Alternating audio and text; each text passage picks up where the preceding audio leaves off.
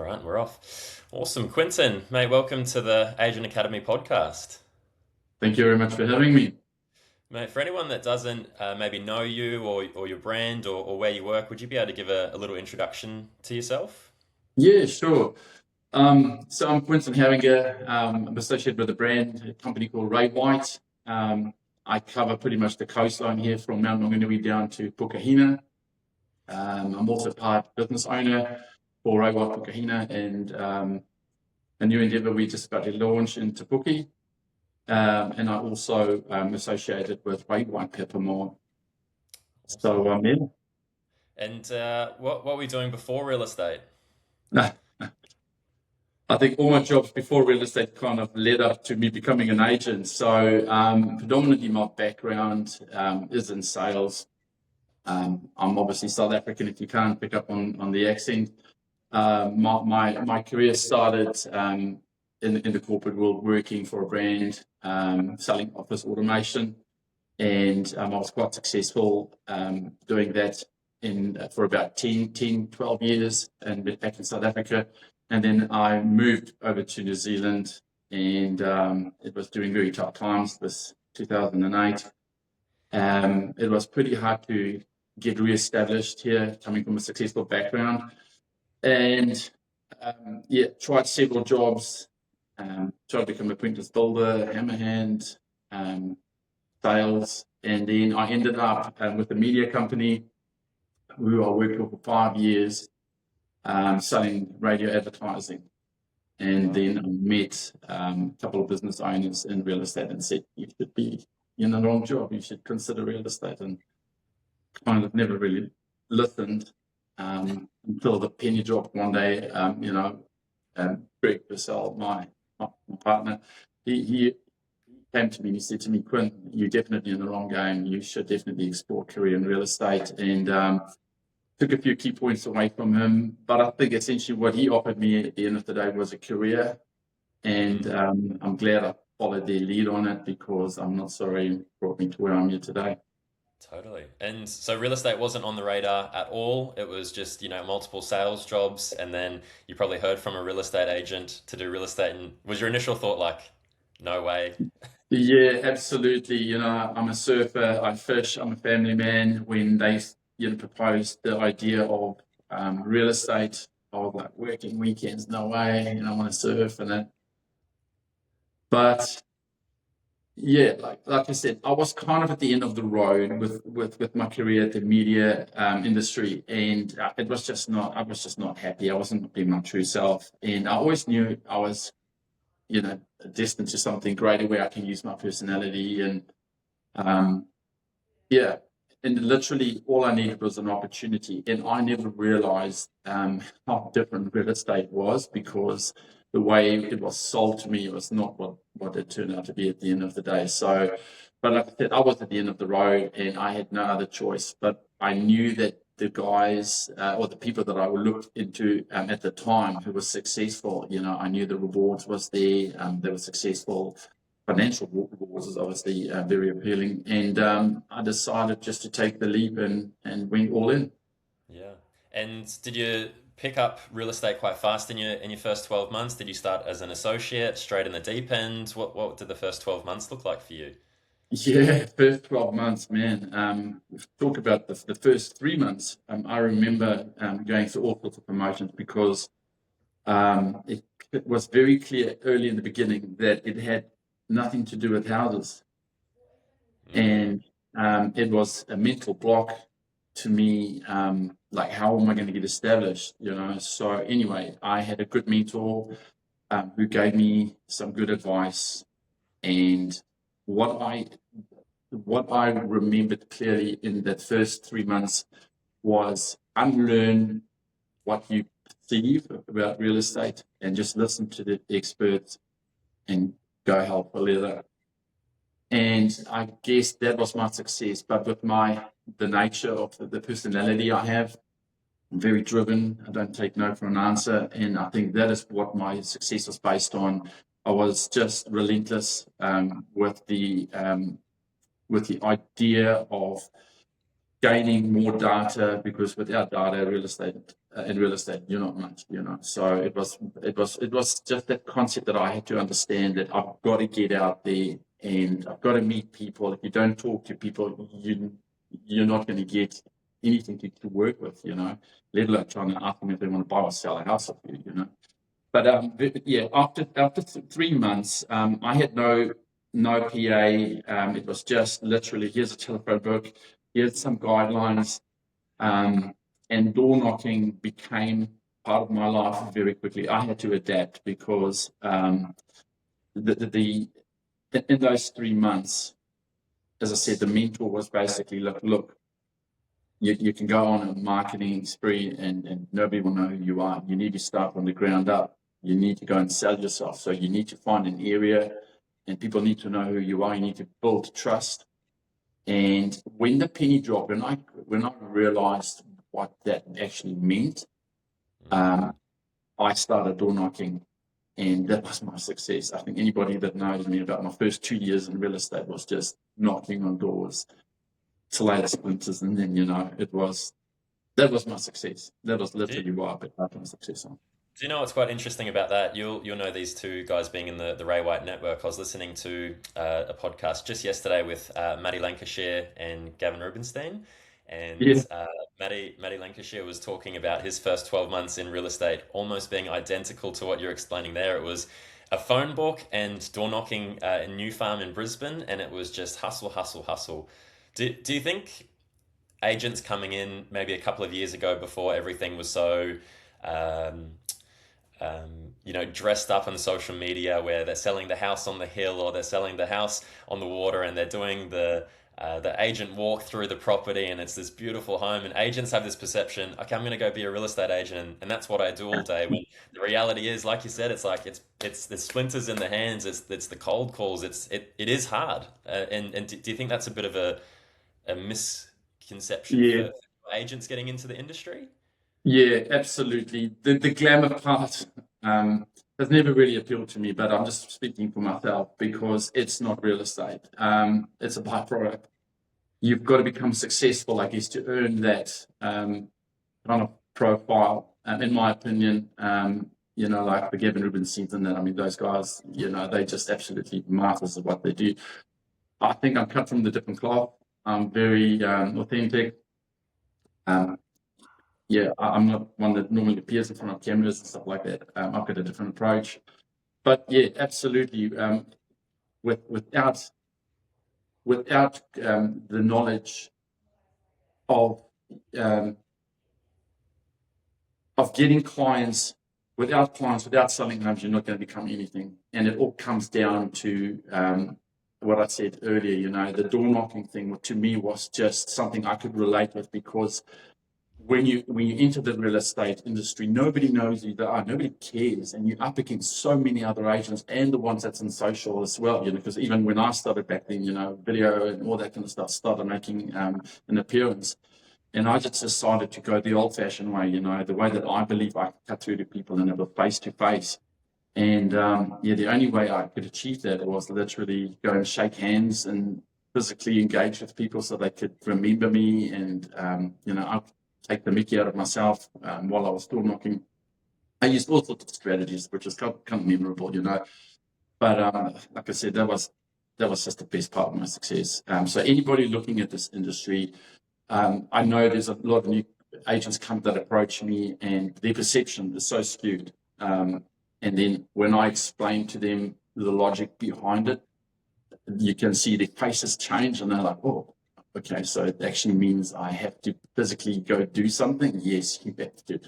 We're living in a different era now, but I still believe that that the personal element will always be, a true element of true real estate. Because that's such a pivotal part, right? It's the connection and it's the trust. Because if they know you, that's important, but they also have to like you and trust you to sell their property. That's right. And there's no better way, like to have a face-to-face, lock eyes with somebody so they can hear your tone, they can connect with your energy, your vibration, and once that connection is there, it's harder for people to say no. It's harder for people to forget you. And this is what this game is all about: is being memorable, is letting people feel good after you've met them. You know, it's the way it's the thought that you're leaving them well after that you've been introduced to them. You know, and then obviously the sales cycle is follow up, rinse and repeat. You know, building that rapport and stuff like that. And for up and coming agents, would you say it's more important that they focus on maybe some of the mechanical things and the structure of their week, or is it just maybe a more of an appreciation for the mentality side where accept the rejection and just kind of move past that? Or do you think it's like a sliding balance where you kind of have to do both and you're building your resilience as you're getting the rejection and you're learning? Yeah. What's your take on the difference between maybe creating that structure for your week and the doing and getting yourself in a position where you're mentally up for taking on those challenges as well? Yeah, definitely. I think the mechanical side, again, is very important. And there's the balance, especially in the modern days of, the technology that's influencing real estate right now. But mechanics and structure. Just to bring it back again, if you're going to door knock, you have to make it part of your daily process, especially when you're a new agent. So it should be in kind of in the format of like, wake up, go to gym, door knock for 2 hours, come back to the office, process the data, and if you've got appraisals from that, you can schedule them accordingly. So structure and discipline is just so important, especially in those early days, because it's so easy to step into traps and create bad habits. And once you have a bad habit and you lose momentum, it's too hard to backtrack and try and rectify that. So with the physical side or the mechanical side of door knocking, I'd say on every 10 doors that you're going to knock, you're probably going to get 9 rejections and maybe 1 maybe, and that's just part of it. But that builds the resilience, because in this game, you face more no's than you face yeses. And the resilience part is like every time you get knocked back, it's not to make it personal. It's part of life. People don't know you, so you don't blame them for not trusting you up front. And so just be prepared, to have a few doors slammed in your face and just take it in your stride, have fun with it. I mean, I got to the point when I was getting so high on the door knocking chase, getting the listings, that I almost forgot, that oh my God, I just want to keep chasing, because I started getting really good at it, building the rapport, door knocking and getting results. That I was like, oh my God, I'm going to slow down because I've got to actually process these things and start selling You're going the to sell listings. the houses. I'm listing them, but I need to sell them as well. Yeah. And when I started the team and stuff like that too, when I take them out on the field, then I kind of, teach them a few tricks about door knocking. I'm like, hey, can you go sell that out? I want to keep door knocking, but that Man, doesn't happen. I love what you said there, like expecting the no's. I think where the challenges come, people think they're going to knock on 10 doors and they're going to get 5 or 6 yeses. But like you said, the reality is, if you're doing everything right, you're probably going to get an 80 or 90% rejection. So if you're expecting 80 or 90% rejection and then it's anything better than that, well, you've done really well. But the reality is there's going to be more rejection. Oh, absolutely. There's going to be a rejection all the time. But again, it's because of the rejection, it's going to build, thicker skin, which you need in this game. It's going to build that resilience. But it's going to add to your life skills as well. And again, it's going to teach you that when you get rejection, not to make it personal. It's just part of the job. And I think that is another very important part of the psychological part of real estate. Before I started door knocking, I had this perception. You kind of build a story like, I'm going to knock on this door and this person's going to appear and they're going to, like scare you away from the door. And then you walk up to the door and you're like, nah, I'm going to walk away, because those are my early day fears, And then eventually I was just walk to the door, knock, and you just kind of whatever happens next, you just kind of ad lib. And that was the best approach I could take, because the voice in your head will always stop you. The ego will always stop you from doing something. And I was surprised how when you knock on the door and you've got a different outcome. It's sometimes when I door knock, they would be like, hey, don't go. Actually, you want to come inside? And you're like, oh my God, I didn't expect that, And that's yeah, that's just a bonus kind of, feeling. And then after that high, you've got to not stop. You've got to go to the next house and continue it. So the structure and the discipline is very important. Yeah.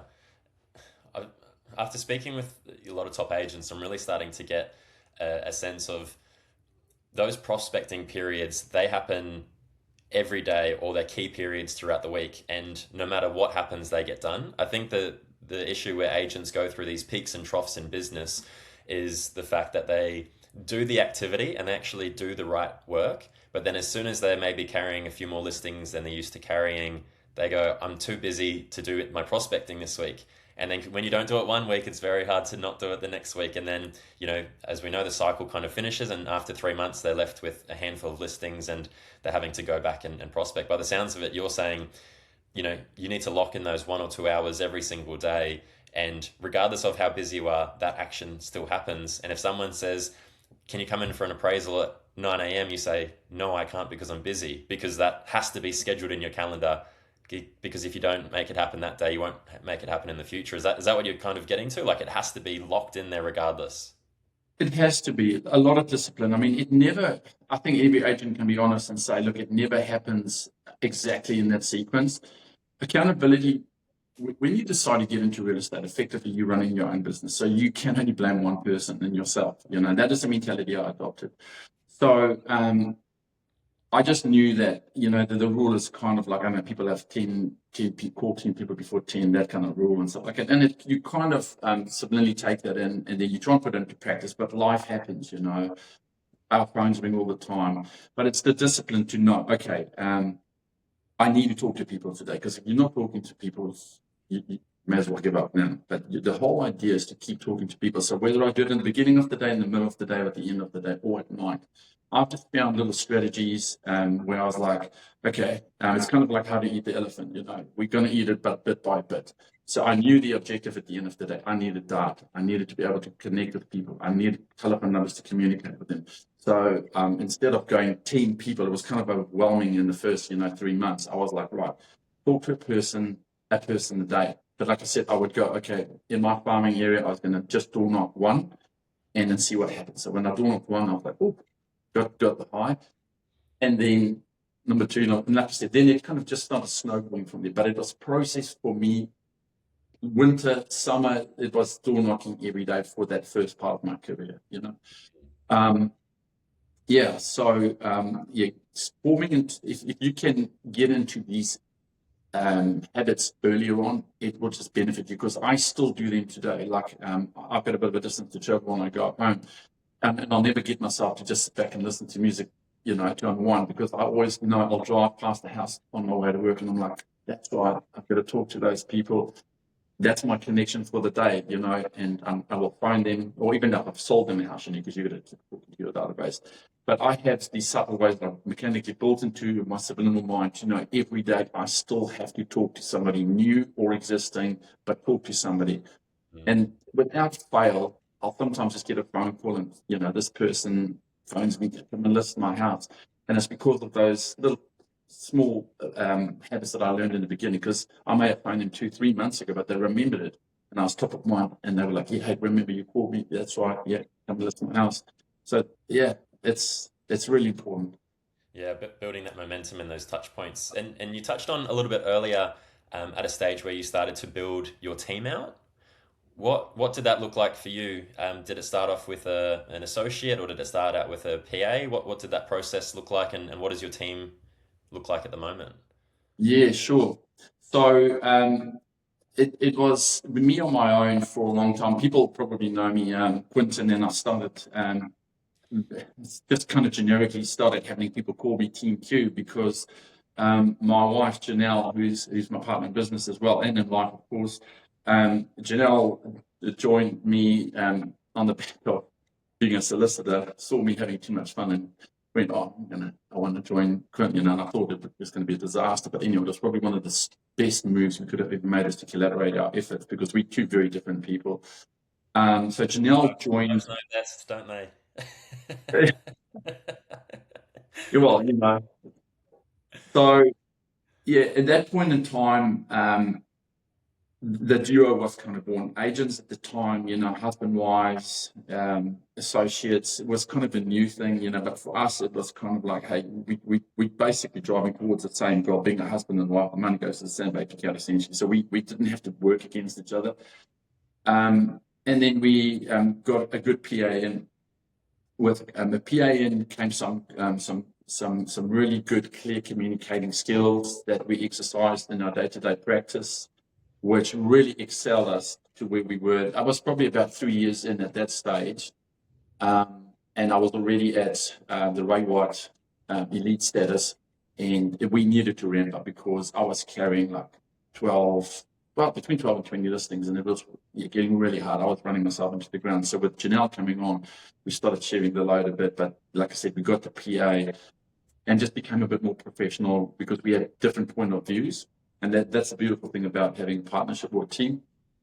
And then again, the volume started increasing.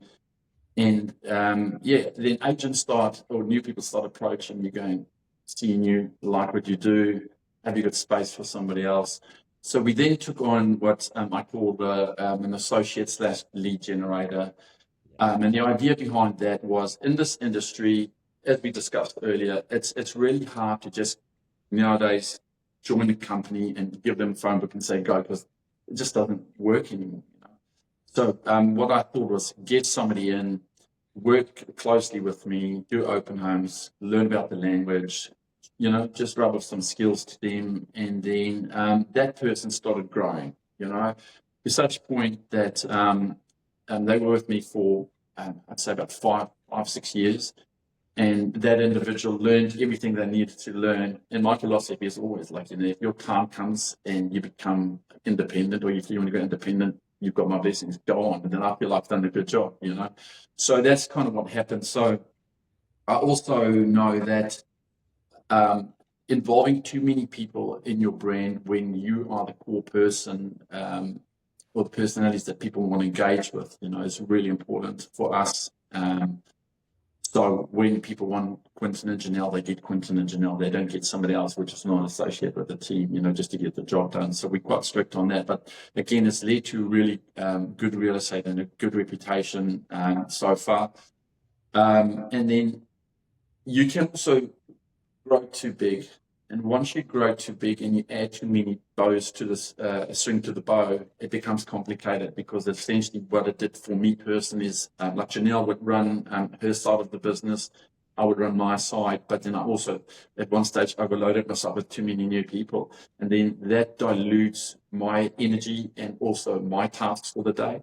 So very quickly I saw that this isn't going to work. So you better, if you're going to, my advice is, if you become successful, recognize that when you need the help, and maybe engage with a good PA, somebody that can be sales support is probably my best advice.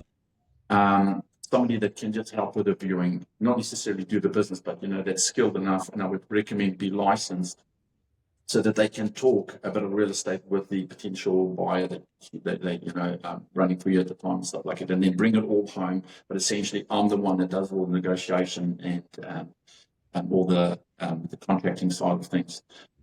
So I see a lot of agents come into the industry as partners, but they're both new. So you wish everybody well, but I think if you can enter the industry and work alongside somebody, the confidence you're going to gain is probably going to be better for you. And this is a people's game. At the end of the day, people buy from people. You obviously be supported by amazing brands, but you can find, if you're going to get into the industry without any support, you'll be there for 5 minutes and then you'll just fall by the wayside. And that to me is always really sad when I hear and I see good potential come through, and they don't get the necessary support or training up front, and then you see them join another brand or get out of real estate, and when you catch up with them several months later, and where did you go wrong? It's like, it wasn't there, or I thought it was something different. I didn't know real estate was so hard. Yeah. And I was actually speaking to a friend about this, and they were looking at getting into real estate, and similar to yourself, that had extensive sales experience, and maybe they were coming in thinking they were going to be kind of the big show from from day one. And I was saying, going and working with a top agent or someone that's doing decent volume, you're going to get at least two things. One, you're going to learn a lot. And even if you don't learn a lot, the second thing that you'll gain is actually confidence that you know the process. So even if you come in and you are amazing and you are the best thing that's ever happened to New Zealand real estate, at least you'll come in knowing your process and having confidence in what you're going to do next. So it's basically a no loss to go and work with someone experienced. Absolutely, yeah. You'll walk away with more, whether it's just confidence, that in its own is a positive thing. But yeah, you're absolutely right. I would suggest somebody works with somebody that they can look up to and get some good guidance from for sure. Yeah. Matt, I've loved our conversation. I guess a few of the real key takeaways from myself so far has been understanding how to take on and work with rejection, running with momentum, building out your team and understanding the roles and responsibilities, and you can actually over outsource and over delegate. There's a sweet spot of keeping things small and controlled. Is there anything out there that you would want to specifically share for agents that are listening to this that may be in a part of their career where they're thinking, I love real estate, but I'm not sure if it's really what I thought it was going to be. I thought I was going to get some more out of it and maybe have stagnated a little bit. Is there anything that you'd like to say to them to maybe create a respark or some real simple next steps that they can take to maybe get some momentum coming into 2026? If you're thinking about getting into the game, have a good, hard look at yourself, because I think the two fundamental things here are you've got to look at yourself and go, am I disciplined? Because if you don't have discipline, you're going to struggle. And then you have to come to the realization or the decision that real estate is what an agent is what you want to be, and that you're going to throw everything at it, because this business is not built overnight. You'll probably only start seeing the real rewards in about 12 months' time. And you see agents enter 6 months, they don't see the financial reward, or it wasn't what they thought it would be, but they've done some prospecting, they leave the industry, and then people phone and go, oh, such and such there. So come to the realization that real estate is the path that you want to take, and commit. Then once you commit, find a brand that you align yourself with that's got the same values as yourself. Align with that brand, and then I would say go all in. Find an agent that you can look up to, partner with them, or work underneath them.